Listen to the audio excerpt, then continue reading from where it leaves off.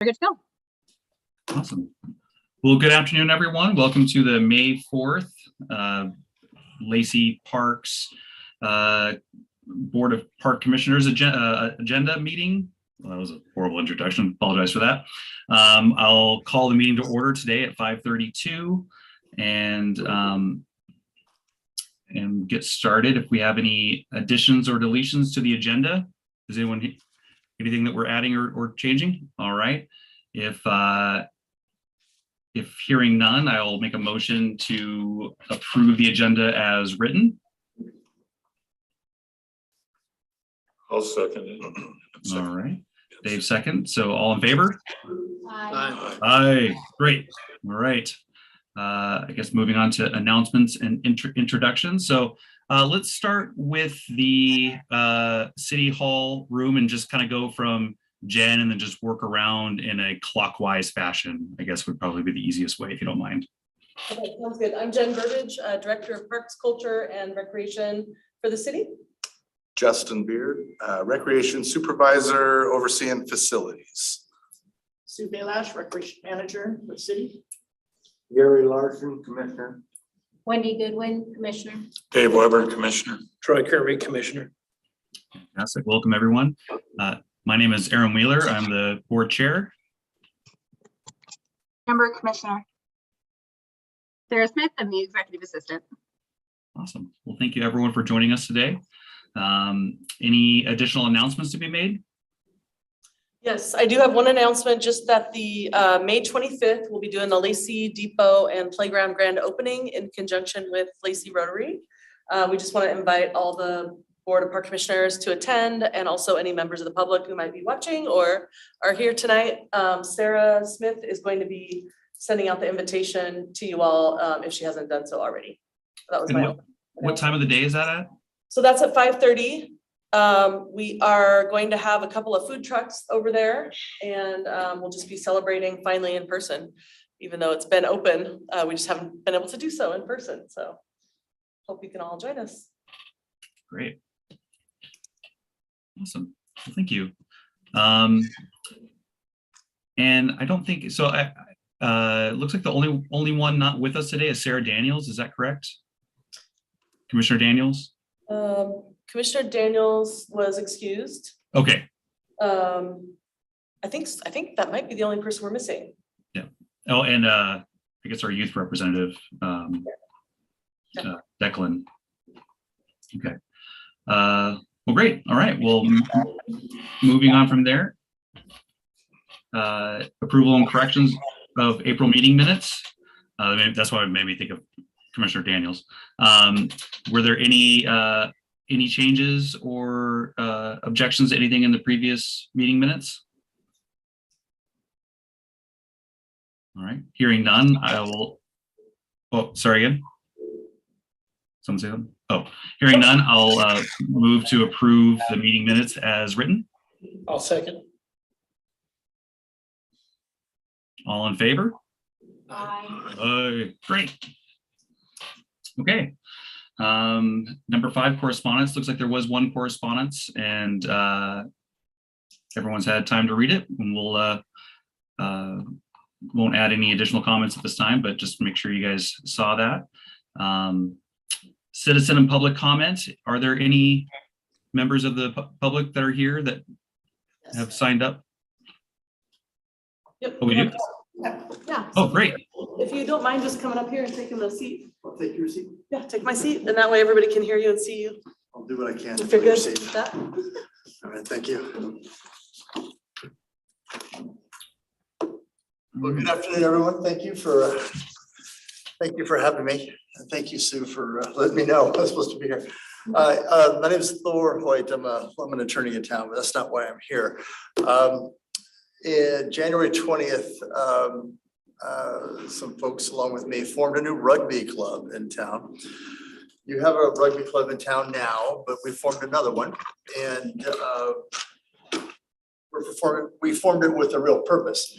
It's called the Deschutes Rugby Club, named after the river that feeds the head of the Puget Sound, obviously, not the beer, but the river. And we formed it as a performance rugby. So in other words, it's not the beer drinking type, it's the athletic type. And we'd like to approach the city of Lacey when appropriate or however appropriate to formalize a relationship, if that is something the city of Lacey would like to do. We think of the RAC as our home field. We've yet to play a match. We just formed January 20th, but we are signing up lots of people and we're getting going on this. And we're known as the Crows, and so we affectionately have renamed the RAC for our purposes, the Crow's Nest.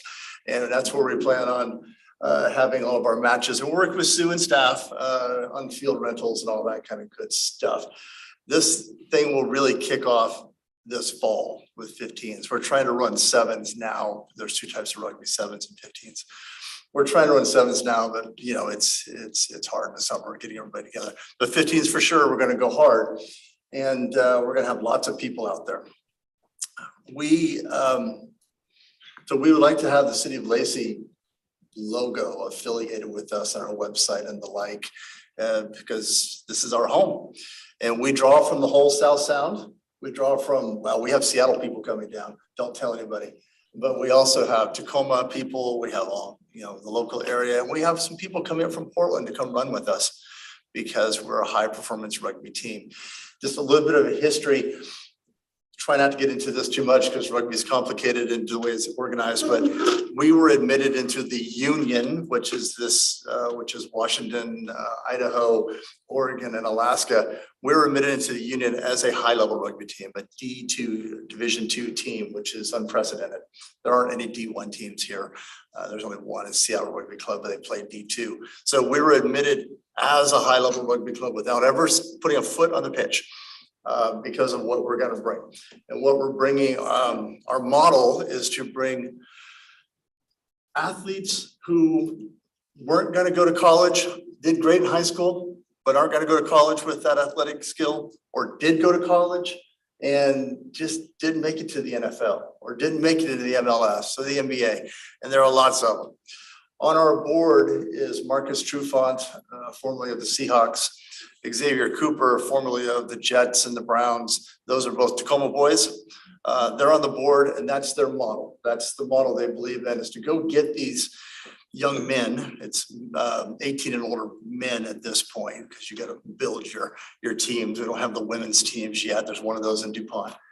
But to go get those young men who just didn't have the career they thought they were going to have in high school, and give them a career.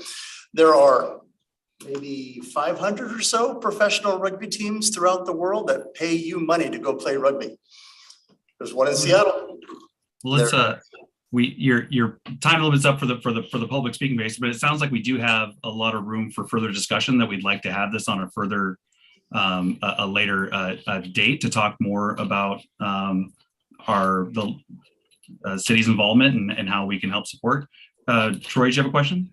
I was wondering, it sounds like you're trying to draw from beyond 50 miles. We right? definitely are. Okay, so would you make a point of chatting with the VCB and with Sue, because there may be those lodging tax dollars, but also if this is something that can be annualized or brought out, I want it to be something to where we can use our sports commission. We've talked a few times. Okay. We're just trying to bring it so we can have kind of a face with the park board, so they have an introduction and Good. kind of get an idea of what they're looking for. And then we'll continue these conversations and come back at the later date with a little bit more detailed list of what we wanted. But things are just starting to move for them. And so wanted to make sure that we had an opportunity to get Thor in front of the board and kind of get a face and kind of get an idea of what they're looking for and what they're wanting to do. Yeah, I appreciate that. I just want to make sure it's done. Yeah. Well, thank you, Thor. Rugby certainly is rugby certainly is an underrepresented sport in the Northwest, and it's good to see more teams. So yeah, thank you. Right. It'll be there's a professional soccer team in town, so it's time for Lacey to step up. The Olympia Artisans are a professional team now. So Really?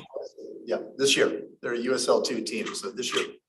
That's great. Thank you. I'm sorry to exceed the time, but I could do this for hours. I apologize. Yeah. No, it's okay, but that's why, I mean, it sounds like it'll be potential great partnership, and more sports is always good. I love crows. I used to play rugby myself. I was the worst winger you could possibly see, but I did my best. But yeah. We'll see you out for the crows. I appreciate that, Chairman. I really do. So thank you. I will work with Sue and staff, the director and all that to get on your agenda for a more proper, longer meeting to discuss what we can do. Please do. We'd really appreciate that. Thank you so much. Great. Thank you. We also do have a member of the public on Zoom. If you'd like to speak, if you could click the raise hand button and I will go ahead and I will move you over if you're just here to listen. Okay, perfect. We've got Rick Kelling. I'm going to go ahead and hit allow to talk. So Rick, you're going to be able to chat directly with the park board. Okay, you're ready. Hello, can you hear me? Yes, we can, Rick. Thank you. Hey, I just saw the agenda item on McAllister Community Park, and I wanted to listen in as a homeowner and member of the HOA board here in McAllister Park. So I'll just listen in for the rest of the meeting if you guys plan on discussing that question mark. There isn't anything on the agenda today for us to discuss anything further with McAllister Park. We just had a correspondence that was sent to us, but if that was something that was going to be discussed further, we would actually add it on as an agenda item. So we just had a correspondence that the board looked at, but Sure. But you have 3 minutes. So if there's something that you wanted to say in regards to it, please do. No, I will. And so I appreciate what you all do. And I appreciate the correspondence and the message that the individual is trying to convey. We've got our annual meeting with our homeowners here next week, and I will add this to the list of kind of topics that I address with the homeowners. As you know, it's not just McAllister Park residents that use the park, although there are quite a number of residents of McAllister Park that do walk their dogs in the park. And I know because I live nearly right across from the little parking area there on the cul-de-sac. So I see it almost every day. So that's all I have to say about that. I am going to depart, but I do appreciate the way the website updates and the board meeting packets and Zoom meeting recordings that they're posted. We look forward to participating in the comprehensive plan updates as part of the public. So yeah, thanks very much. Well, thank you, Rick, and thank you for your comment, and thank you for concern. You know, safety at the park is always going to be a concern of Lacey and the board, and we really appreciate it. Okay. Thanks. Take care. Thank you. Was there any other public comments, Sarah?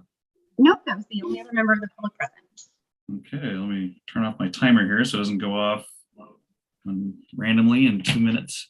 All right, well, that moves on to line 7, old business. So 7A, Greg Cuyo Park Phase 1A.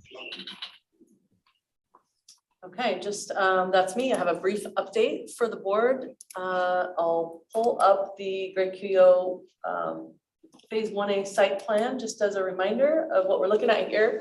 As you all know, City Council had approved to move forward with Phase 1A design. So gosh, met with the consultants, I guess it was yesterday, seems like a long week already, to talk about getting back on schedule with our bi-monthly meetings to move this forward. We did a walkthrough, and when I say we, I should say Justin, since he's here. City staff walked through with the South Puget Sound Disc Golf Association to look at the disc golf course, which is a big part of Phase 1A. So they did the initial walkthrough, and I'll actually be able to join next time, which is May 12th, for another walkthrough. And so we just had a meeting with the consultants to kind of confirm the timeline moving forward and meeting regularly now for the development of Phase 1A. This site plan right here does not include, oh no, it does. I think I told you we added in a large picnic shelter to the plan. So my biggest piece of news regarding this, and it could almost fit under the budget, grants and budget part of the director's report, but since it's related to Great Cuyo Park, I'll just note it here.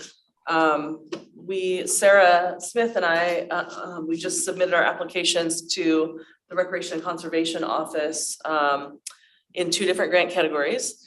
And so the deadline was this past Monday, May 3rd. So we applied for $2 million in the Land and Water Conservation Fund category, and then we applied for $500,000 in the WWRP Local Parks category. And both of those numbers are the maximum that you can apply for in those categories.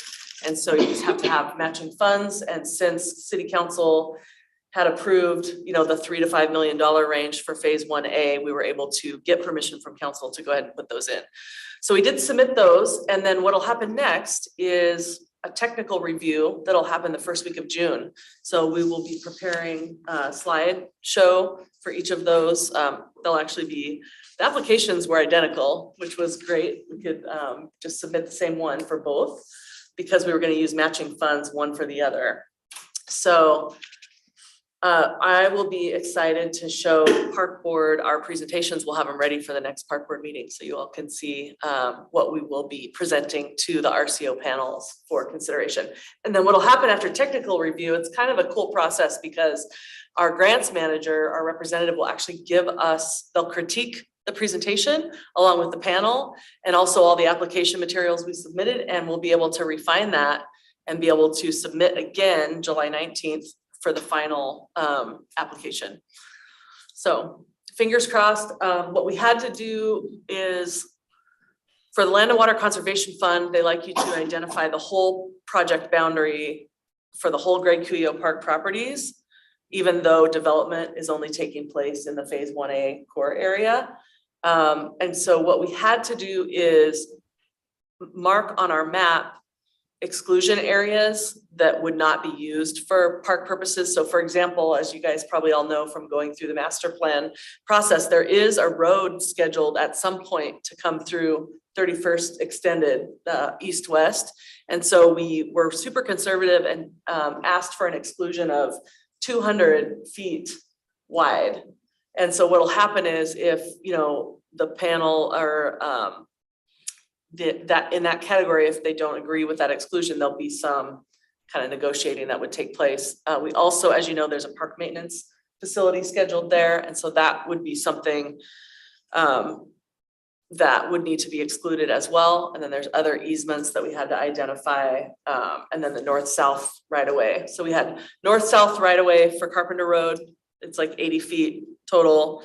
And then the east-west with 31st potentially being extended all the way to Pleasant Glade Road in the future.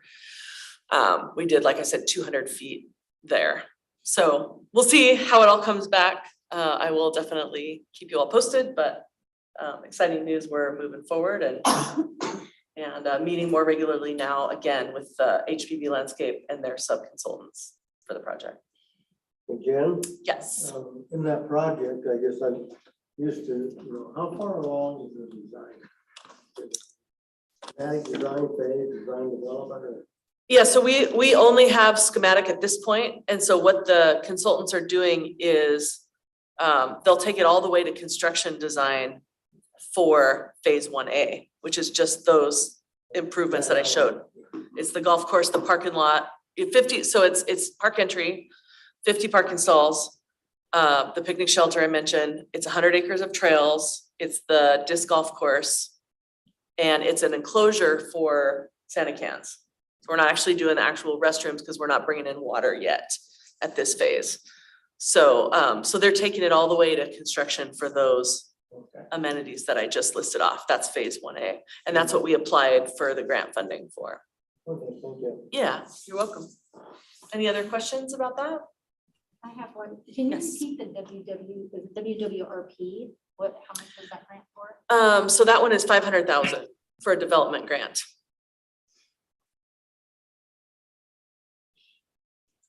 And that stands for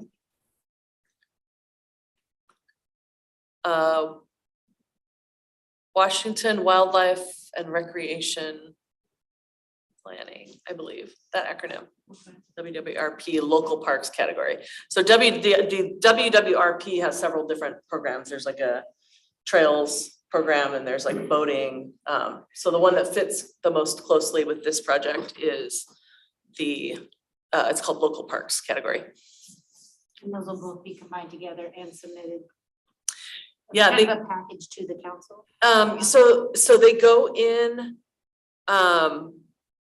they're actually separate applications, but it's got almost the exact same wording on both. And there's two separate panels that are going to review them. The LWCF panel will review that one, which I'm actually on that panel for the RCO. It's a volunteer thing that I do. So I actually have to rate ours. I will not actually be able to present that one, but we'll have our landscape architect and our capital projects manager present that one. And then for WWRP, it's a different panel. So it'll get reviewed by separate panels with almost essentially the same wording. If we are successful in both categories, RCO will combine it into one agreement. But the LWCF is a little bit different because it is overseen ultimately by the National Park Service. So it's federal monies that get passed through Washington State, whereas the other is state funding. What is the likelihood we'll get both grants? I don't know. I mean, is it like a good 70%? You know what I mean? Like, do we have a good chance at it kind of thing, or? I would like to think that we have a good chance, but I just really can't say. It just depends on how many people put in Okay, and how much overall funding is available. okay. So, I'll cross my fingers and cheer for you. I'll be in your corner. Should we do like Thank you. negative campaign ads towards the other grant? No. This part is gonna cause trouble. So Awesome. yeah, I look Thanks. forward to keeping you updated as we go along with that. Thank you. Great questions, everyone. Does anyone else have any questions for Jen before we move on? It's just, since I'm new, that a grant like that just gives you gravy to work with, and you have other funding. If you don't get that grant, there's other places to go. We are fortunate in this case that the council has agreed to, find the funding in reserves for the total project, so. And so it's a good point you bring up, because if we don't get one of the categories, then the project still has to stand up to be able to get the other one. So, so we need to make sure that we have funding intact going forward. So, yeah, good question. Great, awesome. Moving on to 7B, Park Board Tour Rescheduling. Yeah, so obviously our park board tour from last week did not work out for Great Cuyo Park, and I know that you are all anxious to get out there. So we just thought maybe we could get an idea of what might be a good time to reschedule for you all. I know typically like Fridays are good for me for that, just because of my scheduling. Last week was kind of an anomaly, but Fridays and Mondays are always going to be best for me. I don't know whatever other people's or majority evening time should be okay as well. Yeah, I could agree with Monday. Same here. Monday works better than Fridays? Better than Friday. Better than Friday. About you, Wendy? I'm fine. I just have to be, I'm not gonna be out of town for the next 2 weeks, so May 20, like after the 25th, I'm in the clear. As long as nothing happens while I'm over there. Okay. Yeah, Mondays right now are great, but you never know, right? Thank you. What about Commissioner Good and Larson? Mondays are okay. What about you? Mondays are okay for me. Obviously after Memorial Day. Okay, and I see Jamie Oakland is on the call too. That's awesome. He was actually going to guide everybody through the tour. So maybe we could see, is there a Monday that works for you? Jamie, maybe in, let's say mid-June? Mid-June? That would give me lots of That'd time. be excellent. Hopefully be some sun. I know. Yeah. Be great. Yeah, I'll make whatever work. Mondays are okay? Okay. All right, well, Sarah Smith can send out an invite then, and we'll just reschedule it. Awesome. Sounds good. Great. Okay, 7C, comprehensive plan, the PIP action. It's an actionable item. Yeah, so that's me again. I just wanted to share with you that we did take, this is not the document I want, sorry. It's under there, how do I get it out? Oh no, it's in here. Okay, sorry, I make you dizzy for 1 second.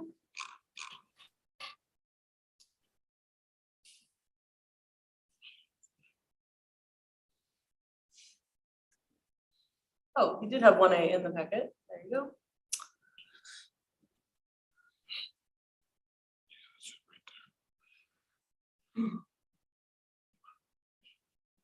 There's more information than you could possibly want about phase 1A in your packet.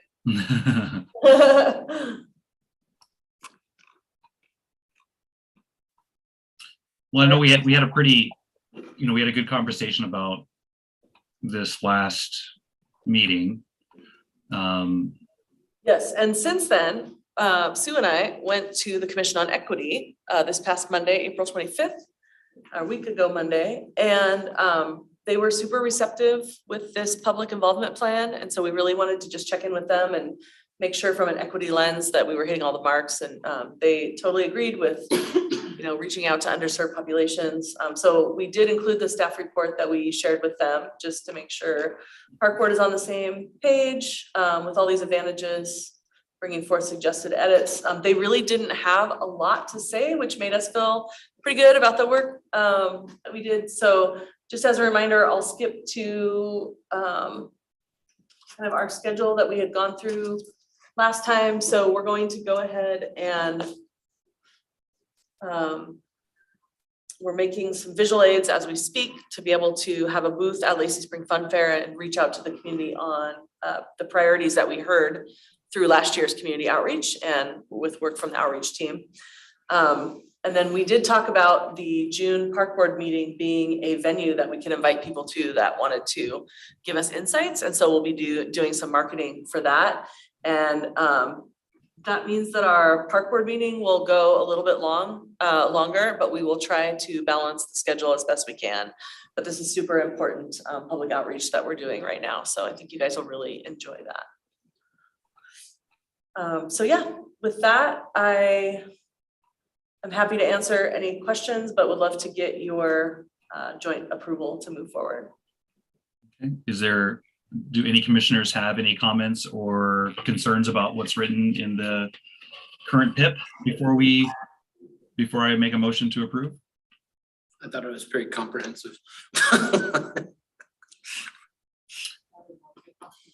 It was. Wait, hold on. Did Sarah read it over and try to find any edits? Because she helped us last meeting. Yeah. So yeah. Well, if there are no additional changes that anyone would like to recommend, I will make a motion to approve the LPCR comprehensive plan, public involvement plan. As written. I'll second. All in favor? Aye. Aye.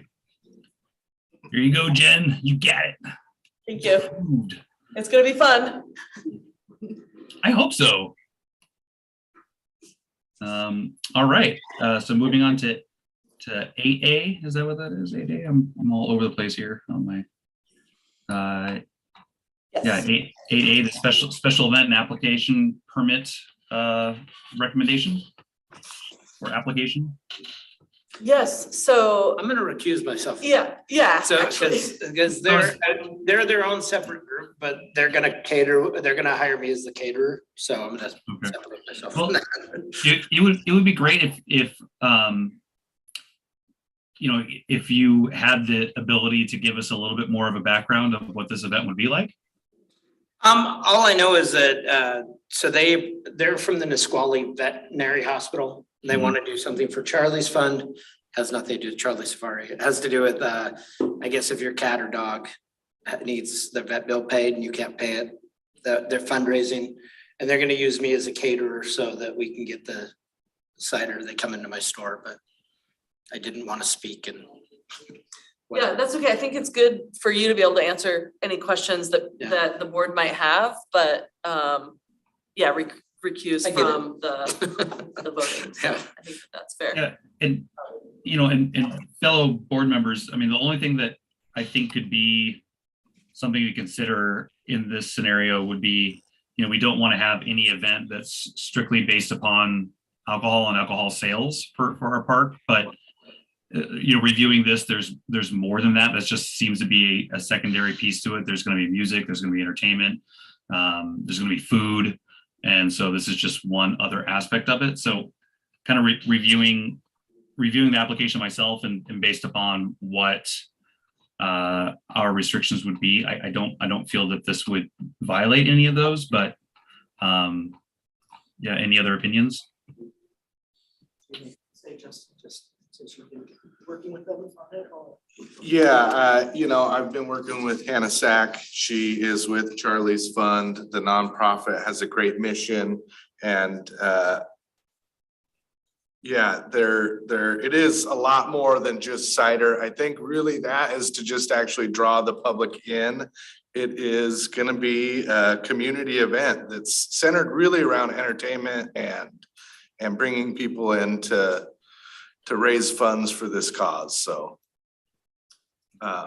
Charlie's Fund has a great mission and, you know, they're helping the animals in our community and they're really well organized and I did send a map in. There's not major road closures or anything like that. They are going to close the block off just along the one side of Woodland Square so that they can access the power for the food trucks and the vendors. So no through traffic will be really, you know, everything she's really well organized and I'm comfortable that it should be a good event that will benefit our community. And just for the benefit of the board, for any of you who may not know, we do have a lot of new board members. So just in our the City of Lacey special event permit for alcohol beverage area sales and consumption. So so in our policy, we do have that it must be a nonprofit organization that is sponsoring the special event. And then the piece that Commissioner or Chair Wheeler was talking about was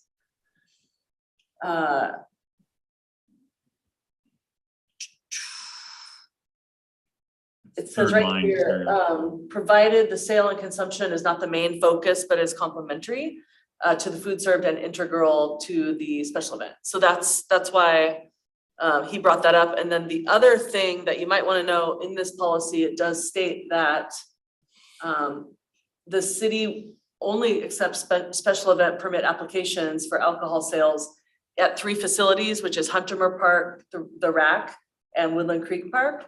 And if it's a new event, it does need to come through the park board. If it's a recurring event, it does not have to go through park board. So like, for example, you have your Brats, Brews and Bands shirt on, I see. Yeah. That one was approved. And so then if it's just, you know, the next year, it doesn't actually need to go through park board. But the permit actually needs to go through a lot of staff approvals as well. Do you want to read off some of the places it goes? Do you have? Yeah, it will go through the police department and I'm working with Jim Mack for some other events within the community, barbecue festival namely. It'll also go through the fire marshal's office, the park board, Parks and Rec. I think those are the main ones. Does it for go to an event like maintenance? this. Yeah. Yeah, and parks maintenance. I do want to clarify, the reason I am catering is the same reason of Brats, Brews and Bands. That way they adhere to the master permit policy as well as the liquor liability, which otherwise they wouldn't have the ability to get. Yeah. So there, I mean. There's a lot of restrictions for anybody that's going to be serving alcohol and Yeah, everything from their fencing and their, you know, entrance and exit plan and having some security, they're checking IDs. It's very in depth. It's not just, okay, come have an event, have alcohol, and there's quite a bit that goes into it. yeah, because the city of Lacey actually has higher master permit than mandatory alcohol server training than requirements than even like the city of Olympia. So And it will also go through the streets department. I was really, once, if and when it's approved through the park board, I'll start routing this through the departments within the city. Hannah Sack, who is the one organizing this, has a copy of the policies and procedures. So she is reaching out to me with any questions she has, but again,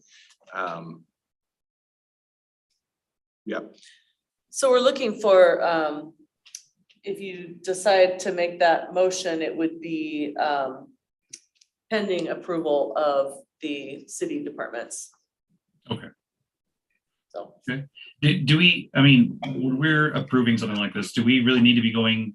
Because I mean, I still have questions about like the admission fee, like that $30 admission fee. I'm just kind of curious what all that covers and stuff. And should that even be a concern of the board? Or are we just concerned about the event itself? All of the past events that have done this, the barbecue festival, Brats Brews and Bands, they all have charged an admission fee. Really, mostly that is going to cover their logistics costs, so fencing and security. It also prevents them from taking money directly for alcohol, and it actually is an LCB thing. Okay. As well, to avoid, we do it with Brats Brews and Bands to avoid then people deciding to give additional alcohol out, because now they have to do it via card, they have to be stamped and everything else. Correct. So with their admission, they'll get script, so they'll get a certain amount of tickets, so they won't be selling for cash. Correct. But it's not limitless. They just can't keep going back. No. Correct. Okay. Well, I mean, I don't see, personally, I don't see any issue with an event for charitable reasons. And so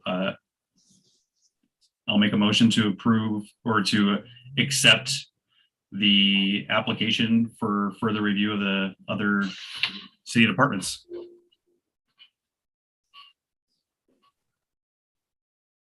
Who wants to second that? I'll second it. Okay. All in favor? Aye. Aye. All right. Well, good. All right. I hope this will be a fun event. All right, moving on to 8B, facility policies update. All right, I'm double dipping tonight. So as a department, we've been, Jen has put together a coordinated effort to update all of our policies and procedures so that they're uniform, and they were all written at different times as the department has grown. These were last updated in 2007, I think, so it was time to go through them, and most of the changes you'll see, if not all, are really language changes. Originally, the policies were specific to the community center. So when this policy was created, we did not own the Jacob Smith House. And that was just one of the big things that needed to be included within these policies and procedures. So as you go through, that is the changes that were made were really language to include the Jacob Smith House. And we added for our closures, Juneteenth holiday has been added. Some other things just to keep in mind, this hasn't been the only document. Through the course of the last probably 10 years, Justin and I have brought separate policies before the board that needed to be updated. One was just how long out a community group or government group could book. We really tied things in, but we've not gone over the entire document, but we have updated little bits and pieces of this throughout the last few years. Okay.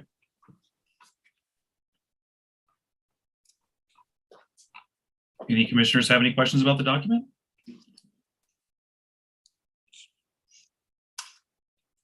Okay, it seems pretty straightforward. Nothing stood out to me that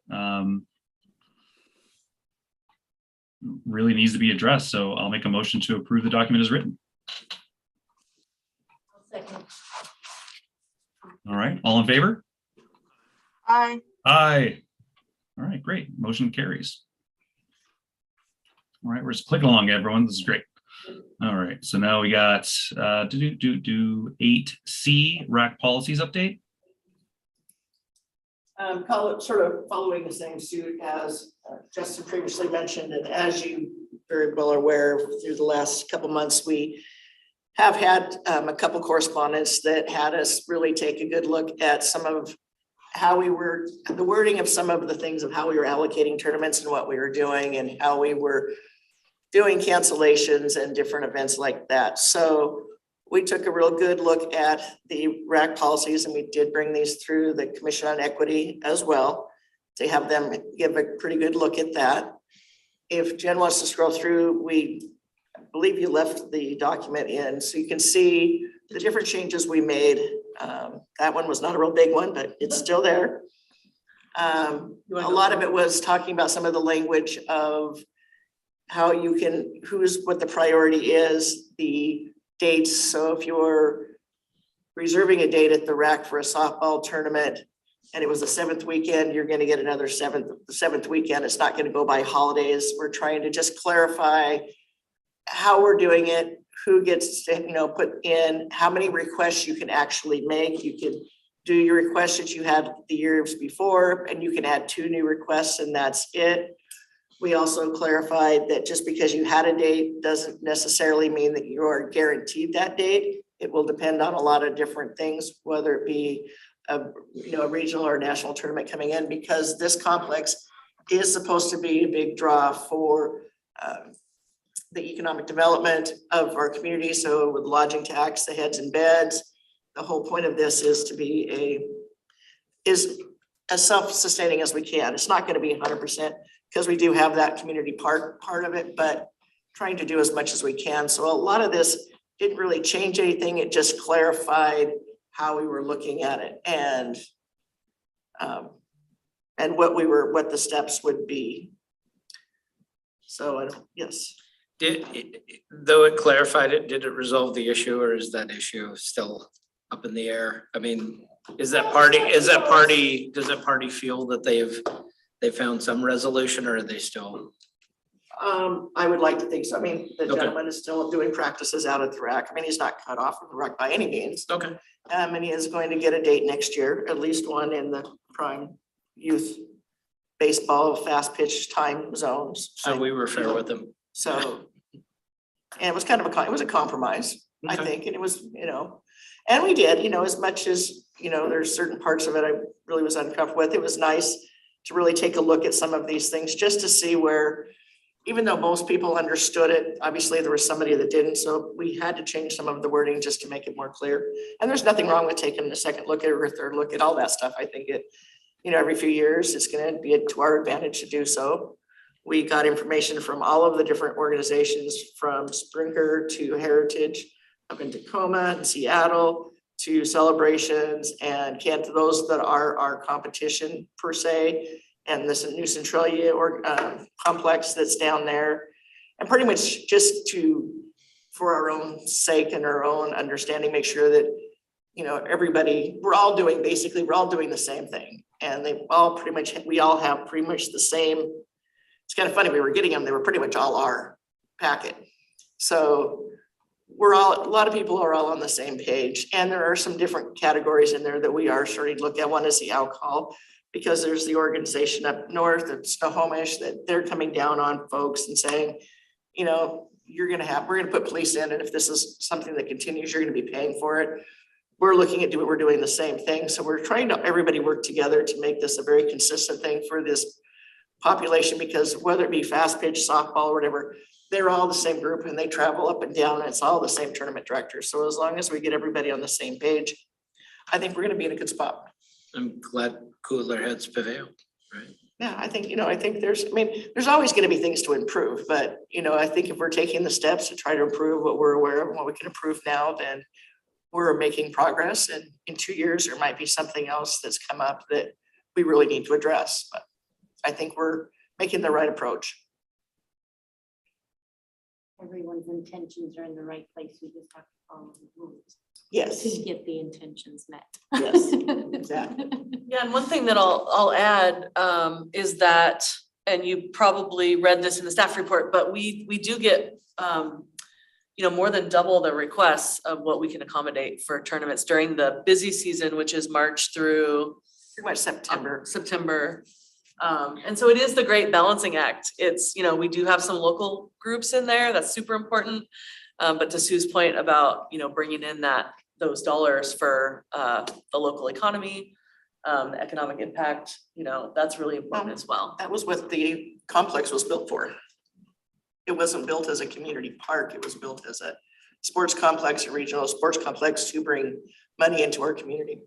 Yeah, and I like the cancellation policy. I think that'll help out a lot. Yeah. Knowing for sure. Just clarifying everything, so.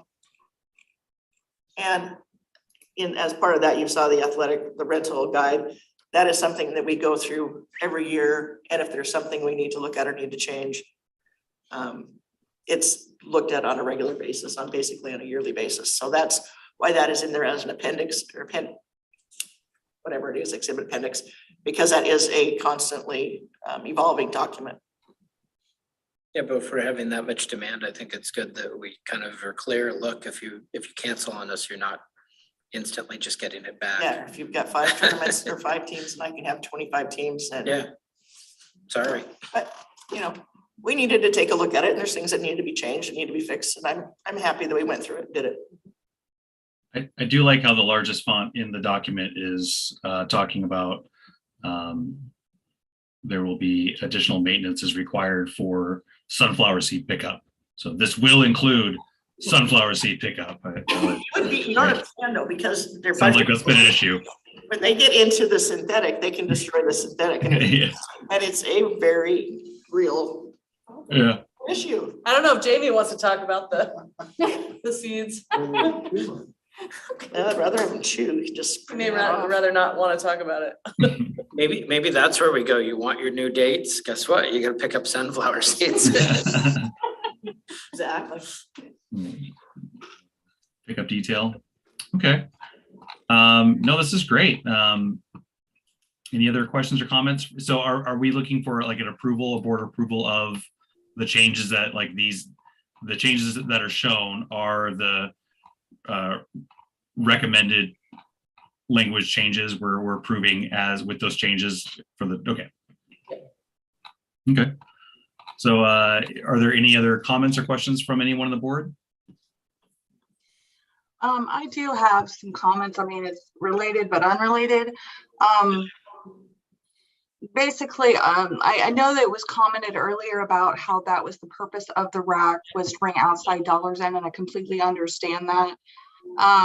But something that could be included for people that are from our community that are trying to utilize some of the smaller features of the rack, to be notified of tournaments or some other way of understanding that during that particular visit, that when they put their deposit down, that that there's that going on because of such an issue with the parking issue and how terrible it is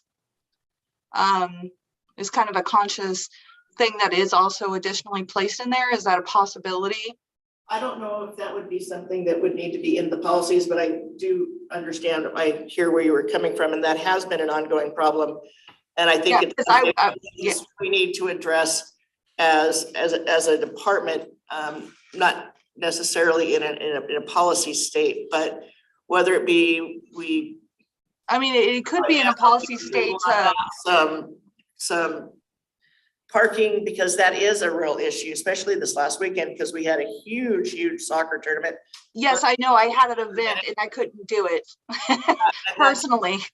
But aside from that, I mean, even if it could be put into the policy of something of that nature, that, that they could get the return on their money due to something of that nature, for the smaller structures or something. So policy related in that nature. But just as a thought and comments. Has there been any kind of development of across the street of looking at that as, extra parking or offset parking? Because I know we had talked about You that. have the option of using least at this immediate time, I'm using the old Bucknell. Yeah. And we are going, there are going to be some other issues coming up with parking because we are going to be actually developing that parking lot.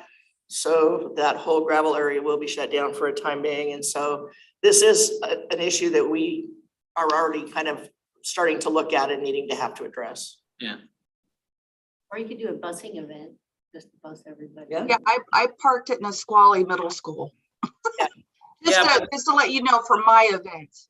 But So, that might be an option of like, if you're renting the shelter, rent at your own risk, don't expect, very many parking spaces. I mean, if there's a giant tournament. Right. Well, and the other aspect of that is the bigger tournaments we have, we just pull the shelters offline and you make them first come, first serve. And you're at then there's not that money that's involved. And if somebody can use them and enjoy them, they still can, but we're not going to be, they're not collecting anything. So they would know that ahead of time and if they choose to because of that, go to Woodland Creek or to Rainier Vista, because it's not going to be as busy and there's still the nice amenities, then that would be an option too. So it is something that we've been talking about, thinking about, that does need to be looked at. I think we have an active event calendar online for the RAC. Not online per se. Okay.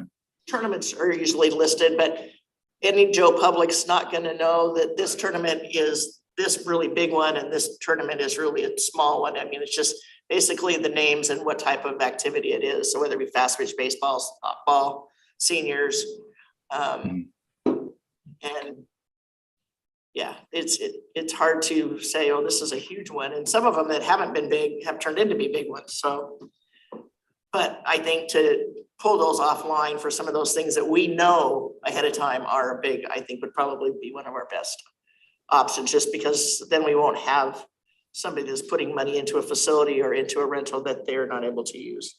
well, yeah, that was kind of my point to that. And then also policy wise, something that could be as far as the policy of rentals for those, of something that could be considered in the event something like that happens. Like you just said, all of that, you're not going to know, it's not available information.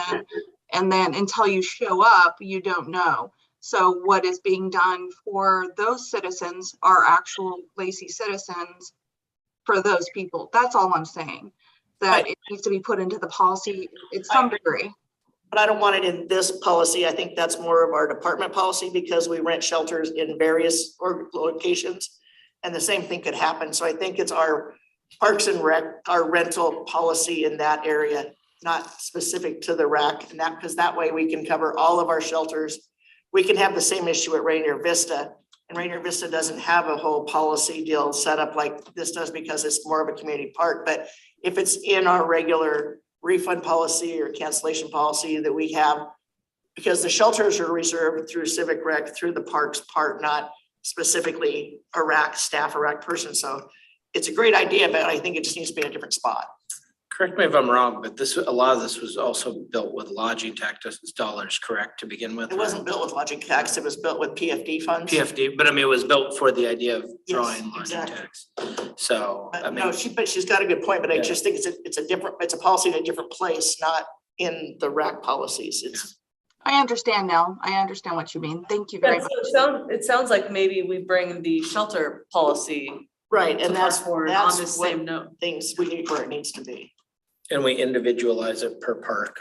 And I don't think it needs to be individualized. It's if there's a major thing going, then we need to, but Yeah. that's where. Because we have this problem at Woodland The Creek too. same thing could happen at Woodland Creek Community Park and Rainier Vista. For instance, what Sue is saying, like for the 3rd of July, we just take the shelters offline.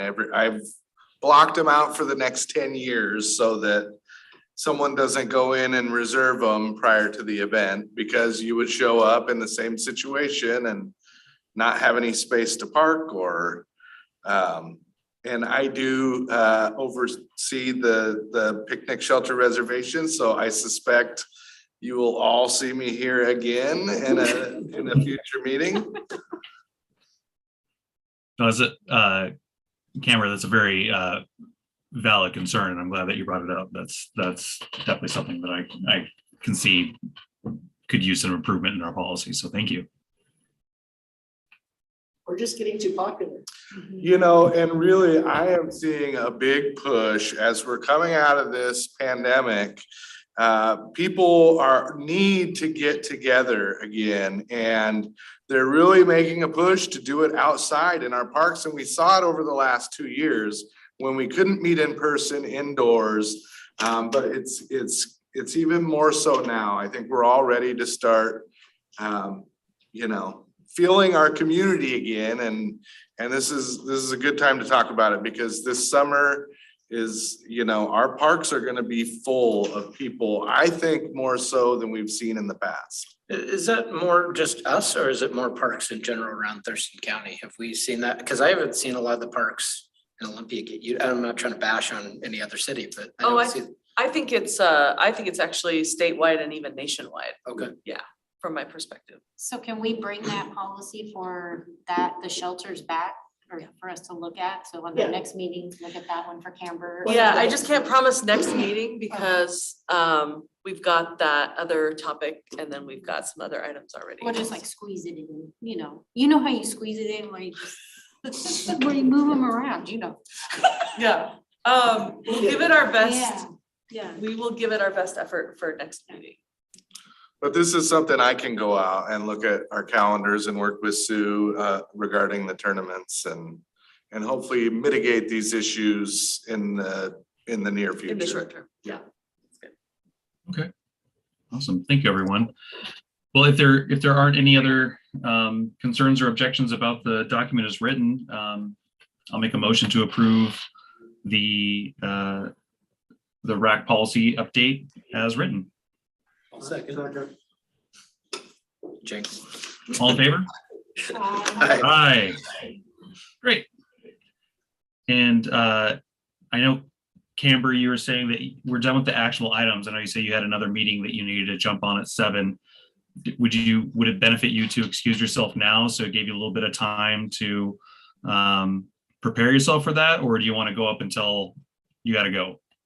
I'll probably go ahead and excuse myself now, if that's okay, everybody. Okay. Awesome. All right. Well, thank you so much for being here for the actual items, and good luck at your second meeting of the evening. All right, thank you guys. Have a good night. Thank you. Yep. Still have quorum. All right. Ruin that didn't happen. What now?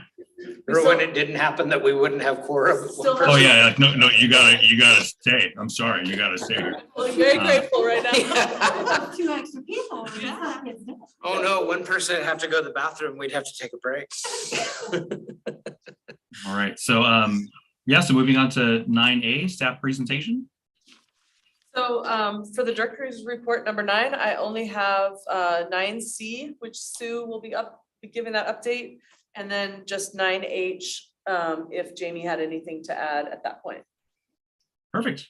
All right, well, I can jump right in. I do have a little bit on the sports commission. The nominations are still out there for this year's awards. So if you know any great local athlete or teams that are excelling, you can go to the Olympian Beyond website. They are accepting nominations for those. And currently, Jeff Bowe and Sean are at a bidding conference in, I believe they're in Dallas. And I've talked to Sean today for a little bit, and they've made some really good connections, and hopefully we'll be bringing back at least 1 or 2 good events from that, and something that we can bring into the community. Not only do they push events for Lacey, but it's bigger events that we can utilize all of our Thurston County, Olympia, Tumwater, and Lacey's facilities for. So that's kind of nice. They've always done really good with that. Program registration is open, and we're registering for programs. I've had some emails of different things because some of the instructors for some of the programs have not come, or still have not felt comfortable to come back yet. And I think somewhere, I've had a couple where there's a certain class that hasn't been offered because the gentleman just doesn't feel comfortable teaching yet. So we need to do a little bit of communication with that on, why, instead of having them look at our brochure and say, and this is all you're offering, there's a reason why this is what we're offering. in part because we have staff and other shortages. We did go out for our 2 coordinator positions. They are currently posted. One is youth and teens and one is sports and fitness. So they will close on the 13th. Hopefully we'll get some good candidates for some of those. Our staff is still struggling with just in general, anybody applying. We have a kind of a hybrid position that we have out there that's could be up to 5 weeks full-time. And we have nobody. 5 months. Yeah, months, and Yeah. we have nobody that's even applied for it, and this starts out at $18 an hour, so it's not minimum wage. Aquatics is still struggling with getting some staff in. Cody's, I think, been one of the only successful rec supervisors as far as staff is concerned.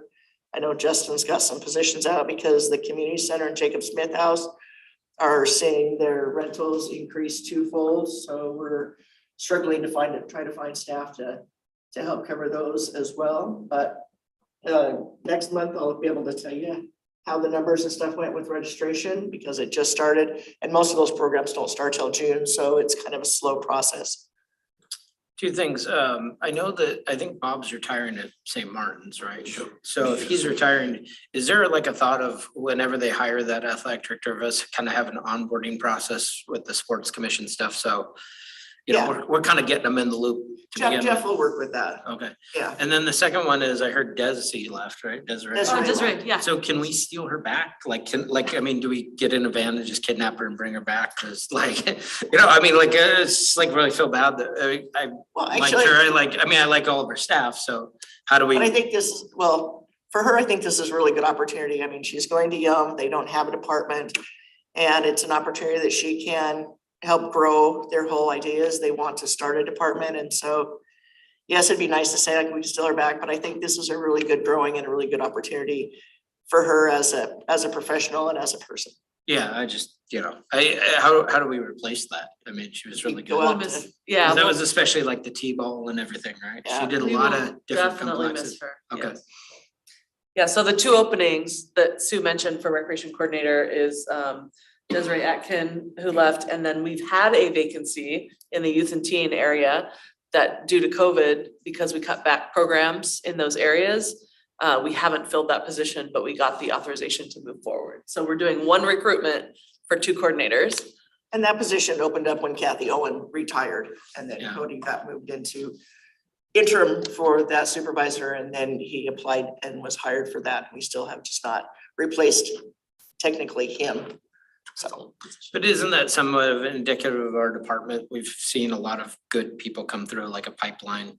we've got we don't have a whole lot of turnover in our. But that's what I'm getting at. Yeah. So it's not, so it's maybe, are we picky for the right reasons, I guess, as I'm saying that, you know? I think we are. I think Okay. we've had some really good staff and we still do. And we've got a lot of longevity, which shows that people like working for the city. They like working for the department. It's not, I believe she is the first one that was really in here for 3 or 4 years and left. And I truly believe it's because she wanted to do more things. She had applied for different positions within our department, wasn't able to get it. And it's, you know, it's a good opportunity for her to grow over there. Okay. And I'm happy for her. I think she'll do good things and.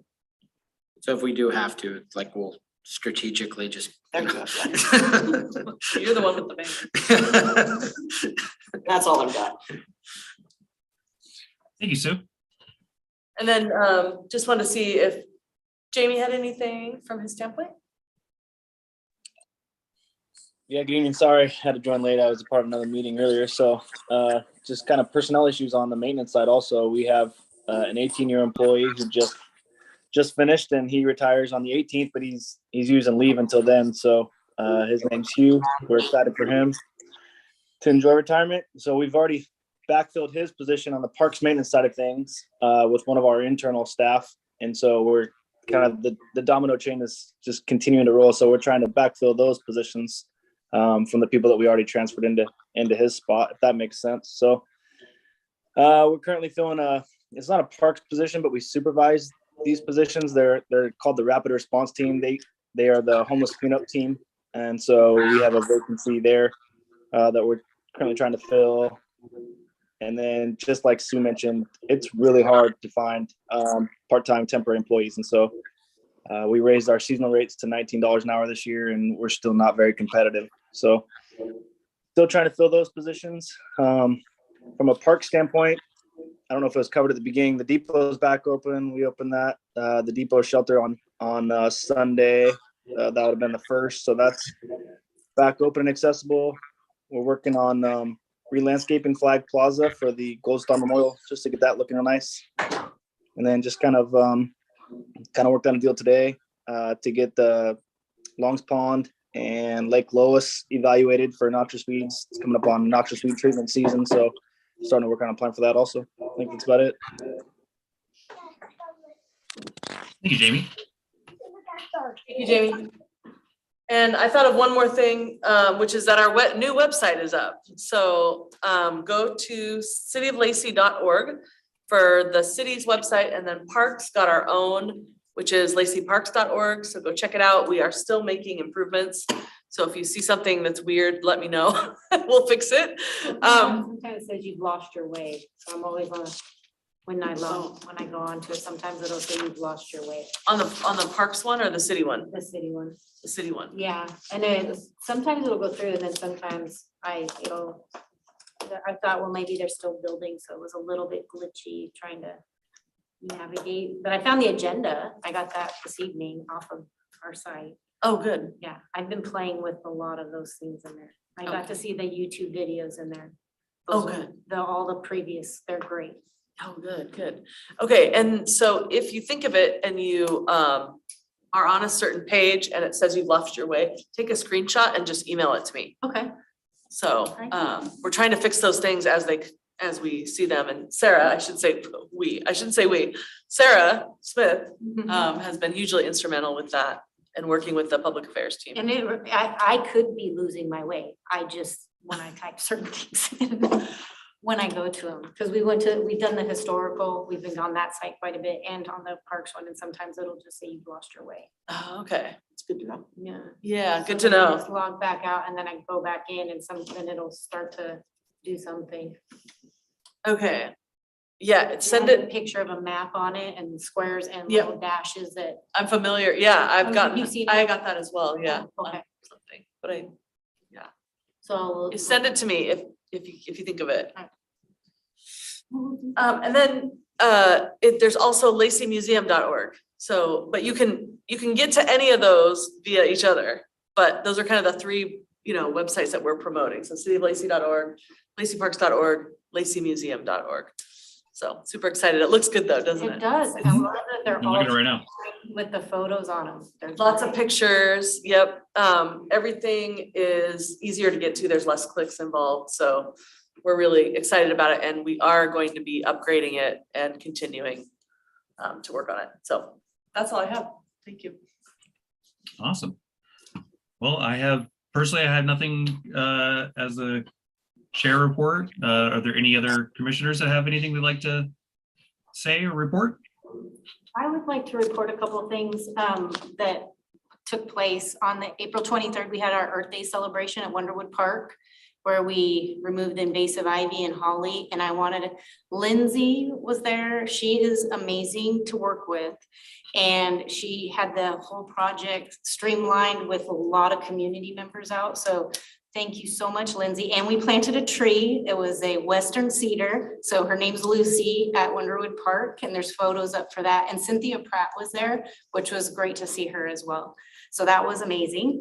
And then on May 1st, we did the Thurston County Hunger Walk at St. Martin's. They had the track open for that. It was hosted by Interfaith Works, and it was sponsored by the Thurston County Food Bank. They did an amazing job as well. Orchestras were out there playing music for us while we walked, and we raised over $38,000 at the time of the walk, and they're still doing calculations for that. So it was a pretty great community event. So I didn't know if that got out to a lot of people, but we had a great time. That's all. Great. And real quick, I'll just mention that Lindsay, who she mentioned, is a city staff in the Public Works Department. And she is with Water Resources, and she works with Stream Team. And so it used to be that Parks did Earth Day and Arbor Day, but now it belongs under the Stream Team and their efforts. So we, of course, help promote And I know maintenance does support. Yeah, as they were well. out there with the tractors picking up our bags that we'd cleared. So, Cool. yeah, it was great seeing everyone. And they had T-shirts and we had donuts. She provided us snacks, so we didn't die of famine out there working. So it was great. So I'll let her know. your Yeah, comments. thank you very much. Yeah, I was really impressed. Well, great. Well, thank you, everyone. If there is nothing else anyone wants to share or comment, I guess this meeting is adjourned. So At 6:41. everyone, very efficient. Good job, everyone. Nice to see you. Whether you guys want a sticker. Okay. Pass them around. I do.